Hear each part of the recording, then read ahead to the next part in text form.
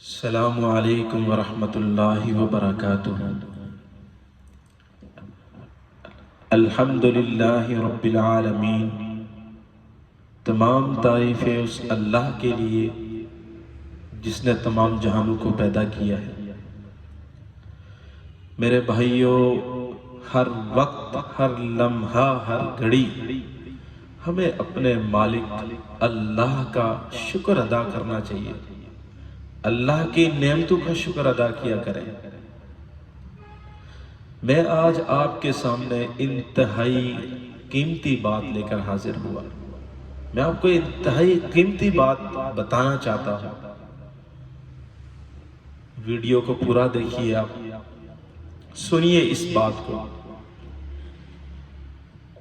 ہمارے معاشرے کے اندر اس چیز کی بڑی کمی ہے، خاص کر کے میں ان بھائیوں سے جو میرے نوجوان بھائی ہیں، جو اس معاملے کے اندر جھجکتے ہیں، شرماتے ہیں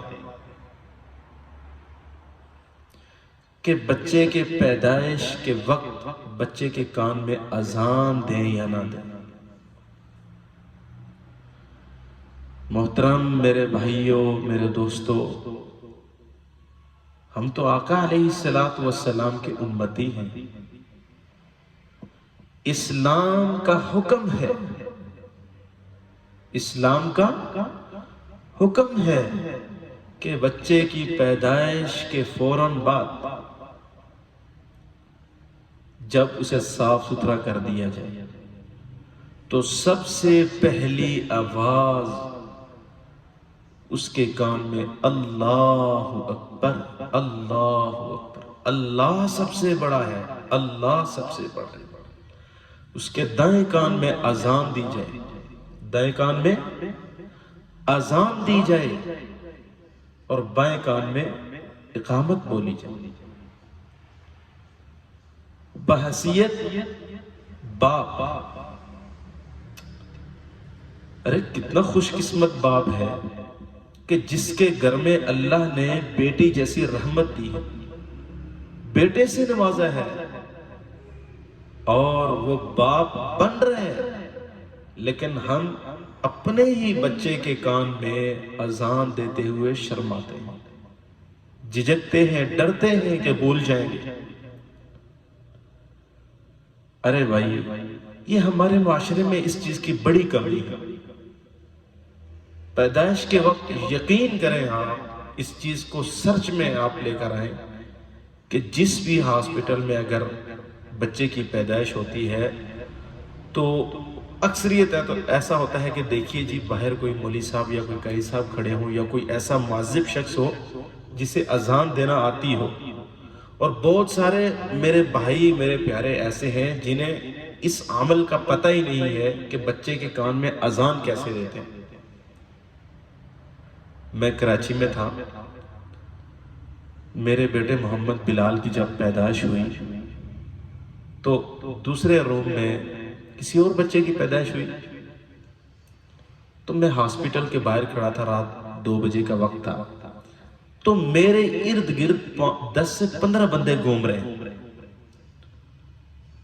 میں نے ان سے پوچھا، میں نے کہا بھائی خیر تو ہے کہ آپ میرے ارد گرد گھوم رہے ہیں؟ بھائی مجھے کہنے لگے کہ بھائی ہم یہ بات کرتے ہوئے، ہمیں یہ اس بات کو کرنے میں ہمیں شرم محسوس ہو رہی ہے کہ یار ہمارے بچے کی پیدائش ہوئی تو ہم اذان نہیں دے سکتے۔